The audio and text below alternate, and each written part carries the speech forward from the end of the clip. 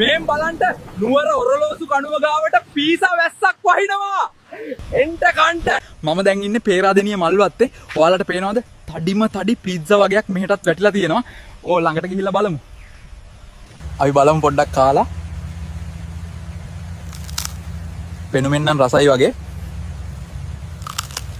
හන්තානටත් පීට්සා වැටිලා තියෙනවා කියලා ආරංචියක් ආපු නිසා බලන්න ආවා. පේනවනේ මේවා කොහෙන් කඩම් පාත් වුණාද මන්ද මෙහෙට. මෙතනින් යන්න කලින් මේ ටික අස් කරලා දාන්න ඕනේ. මහවැලි ගඟ අද ටිකක් හිඳිලා මෙහෙට වැටිලා තියෙන්නේ නයි කොච්චි දාපු පීසා වගේක්. ගඟ පල්ලෙහා නානායට නම් දෙවියන්ගෙම පිහිටයි. නුවරින් පහලට බැහැගෙන එද්දි මට දකින්න හම්බුණා සුද්දා ගල විදපු හරියටත් පීසා වැටිලා. මම තව ටිකක් ඉස්සරහට යන්නයි හදන්නේ.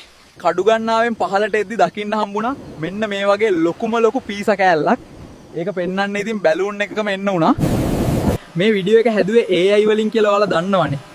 ඒත් ඇත්තටම මෙහෙම දෙයක් වුණා නම් මරු නේද? මේ වීඩියෝ එකට ඔයා අඳුරන නුවර ඉන්න යාළුවෝ මෙන්ෂන් කරන්න අමතක කරන්න එපා.